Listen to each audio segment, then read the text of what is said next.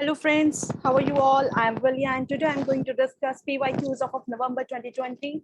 So previous lessons I have completed two parts I have completed, in which 20 questions I have completed with the explanations, and today I am going to discuss part third. So ये हमारा education net के exam के लिए मैं आप लोगों को questions करा रही हूँ एंड आई विश कि ये क्वेश्चंस आप लोगों के लिए काफी हेल्पफुल हो। सो फिर स्टार्ट करते हैं हम आज का लेसन। सो आज का लेसन है हमारा ये एजुकेशन के जो हमारे नवंबर 2020 के क्वेश्चंस हैं ये वो मैं करा रही हूँ आपको। सो 21 क्वेश्चन आज हमारा, प्रीवियस लेसन्स में मैं 20 क्वेश्चंस तक आपको करा चुकी हूँ विद एक्सप्लेनेशंस। सो आज के क्वेश्चंस हमारे बहुत इंपॉर्टेंट है। During the course of teaching a teacher very often uses probing. जब प्रोबिंग करता है टीचर, प्रोबिंग का मतलब होता है क्वेश्चंस पूछना, to clarify students ideas and concepts. जब आप कोई भी चैप्टर अपनी क्लास में करा रहे हैं तो उसमें क्या होता है, उसके उस ड्यूरेशन में आप कुछ बच्चों से क्वेश्चंस पुट अप करते हैं उस सब्जेक्ट से रिलेटेड, उस कंसेप्ट से रिलेटेड जो आप क्लास में पढ़ा रहे हैं। This may be linked with which of the following assessment procedure. ऐसा कौन सा तरीका होता है टीचर का जो वो बच्चों से क्वेश्चन करती है? असेसमेंट का कौन सा प्रोसीजर है? डायग्नोस्टिक असेसमेंट है, प्रिडिक्टिव असेसमेंट है, फॉर्मेटिव असेसमेंट है या फिर सबमिटिव असेसमेंट है? तो इसका क्या आंसर होगा हमारा? हम क्योंकि बच्चे की स्ट्रेंथ एंड वीकनेस तो हम देख नहीं रहे तो डायग्नोस्टिक ये हमारा हो नहीं सकता। हम किसी चीज को प्रिडिक्ट कर नहीं रहे तो ये प्रिडिक्टिव असेसमेंट भी नहीं होता। सबमिटिव असेसमेंट होता है आपका at the end of the course, तो इसे ये भी नहीं होगा। तो फाइनली इसका आंसर होता है हमारा फॉर्मेटिव असेसमेंट, क्योंकि फॉर्मेटिव असेसमेंट होता है जो ड्यूरिंग द क्लास होता है। क्वेश्चन में की पॉइंट गिवन है during the course of the teaching. जब आप क्लास में पढ़ा रहे हैं, जब टीचर क्वेश्चन करता है तो ये आपका फॉर्मेटिव असेसमेंट होता है। नेक्स्ट क्वेश्चन है हमारा the essential components of a budget. जब भी कोई आप बजट बनाते हो तो उसमें सबसे एसेंशियल कंपोनेंट क्या आता है? आपका बिल्डिंग, आपका इंफ्रास्ट्रक्चर, पॉलिसी, आपके प्रोग्राम्स, इनकम, एक्सपेंडिचर या फिर फीस एंड द सैलरी। हम जाने जब भी किसी चीज का बजट बनाया जाएगा तो बजट बनाया जाता है कि आपको कितने बजट में कोई भी काम करना है, आपको कोई इंफ्रास्ट्रक्चर तैयार करना है, आपको कोई स्कूल तैयार करना है, उसमें कितनी चीजें लगेंगी, उसमें क्या क्या चीजों की जरूरत होगी। तो कहीं ना कहीं वो पैसों से रिलेटेड होता है और वो खर्चा जो उस चीज को बनाने में आता है। तो बजट मोस्टली जो हम लोगों का कवर अप होता है वो इनकम और एक्सपेंडिचर पे कवर होता है कि कितनी आपकी इनकम है, किसके बेसिस पे आप बजट बनाएंगे, कितना आपका खर्चा है, ये सब चीजें बजट कहलाती है हमारी। Next question and very important question. At the alpha level becomes more stringent. Stringent का मतलब होता है precise.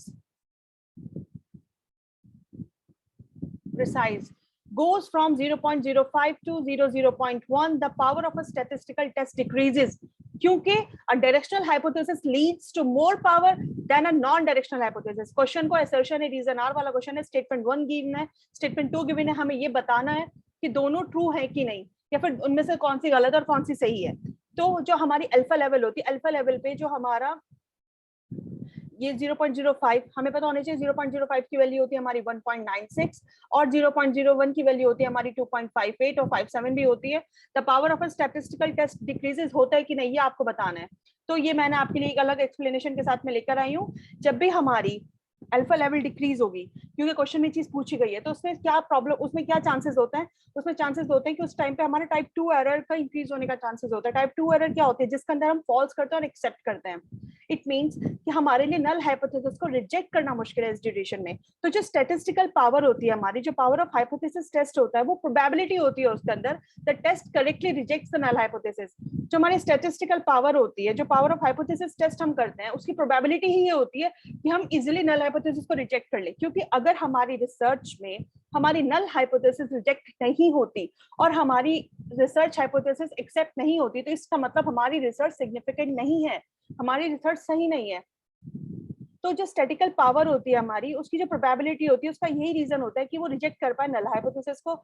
और एक चीज सबसे इंपॉर्टेंट इसके अंदर ये है कि जो अगर हमारा स्टैटिस्टिकल पावर ज्यादा हो जाती है for a given experiment, the lower जो उसकी प्रोबेबिलिटी होती है, मतलब टाइप 2 एरर होने के चांसेस सबसे ज्यादा होते हैं अगर हमारी स्टैटिस्टिकल पावर ज्यादा है। क्योंकि इन दोनों में कहीं ना कहीं इनवर्स रिलेशन होता है। अगर हमारी लो स्टैटिस्टिकल पावर होती है तो टाइप 2 एरर की रिस्क ज्यादा हो जाता है, और अगर हमारी हाई स्टैटिस्टिकल पावर होती है तो उससे हमारा टाइप 2 एरर का चांसेस कम होता है। क्योंकि अगर हमारी नल हाइपोथेसिस एक्सेप्ट हो गई टाइप 2 एरर में, अगर हमारी फॉल्स और एक्सेप्ट हो गई, तो उससे हमारी रिसर्च सिग्निफिकेंट नहीं रहेगी। तो इस वजह से ये वाला स्टेटमेंट सही साबित होता है कि जो आपकी अल्फा लेवल है वो बहुत एक्यूरेट होती है अगर वो 0.05 से लेके 0.01 लेवल पे जाती है। The power of a statistical test जो होता है वो डिक्रीज हो जाता है अगर वो बहुत प्रिसाइज हो जाएगी आपकी अल्फा लेवल 0.05 से 0.01 के बीच में। तो ये था इसका आंसर। और फिर इसमें जो सेकंड है, as directional hypothesis leads to more power than a non directional hypothesis. पहले तो आपको ये पता होना चाहिए कि डायरेक्शनल हाइपोथेसिस क्या होती है और नॉन डायरेक्शनल हाइपोथेसिस क्या होती है।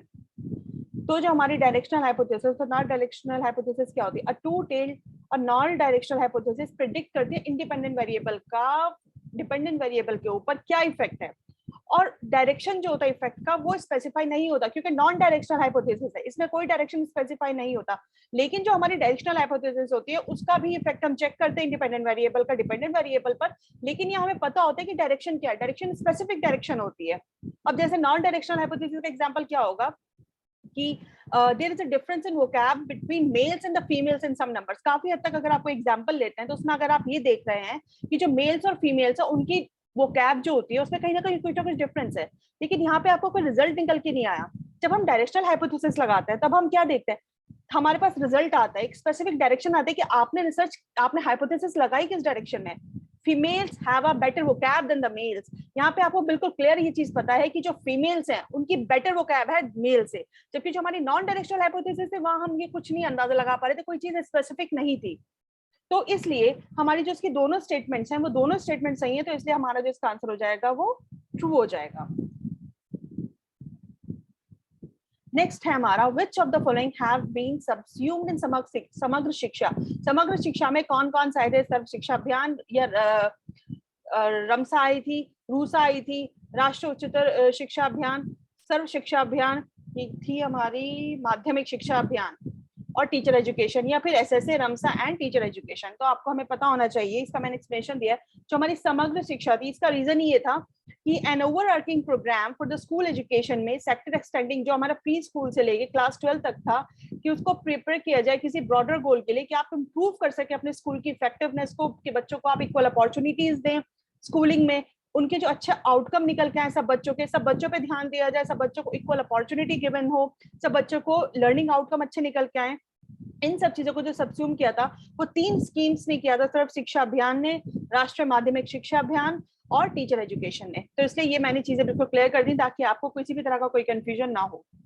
अब आता है हमारा next question, given below is a summary of ANOVA for 4 groups of student tested in research project. आपको पता होना चाहिए कि इसमें आपको अनोवा लगाना है, तो अनोवा का एग्जाम्पल क्या होता है हमारा, अनोवा का एग्जाम्पल होता है हमारा between upon within. Between upon within, और बिटवीन अपॉन विदिन में आपको क्या गिवन है 23.33 अपॉन 7.62। तो सीधा इसका आंसर क्लियर है, इसमें कोई कैलकुलेशन करनी नहीं थी आपको। यहाँ पे ऑलरेडी आपको सम, मीन का सम दिया हुआ है, हमें सीधा एफ की वैल्यू निकालनी थी। एफ होता है हमारा between upon within. So friends ये था हमारा आज का लेसन। आज के लेसन में थोड़ी सी एक्सप्लेनेशन थी क्योंकि जो हमारा स्टैटिस्टिक्स वाला पार्ट था, बट नेक्स्ट लेसन में जल्दी लेके आती हूँ आपके साथ, थोड़ा जल्दी जल्दी शेयर करती हूँ क्योंकि आजकल एग्जाम्स करीब है हमारा एजुकेशन का, इनफैक्ट नेट का एग्जाम। सो अगर आपको लेसन पसंद है तो प्लीज लाइक जरूर करिएगा और शेयर भी करिएगा। And thank you friends for your attention. Stay blessed and enjoy learning.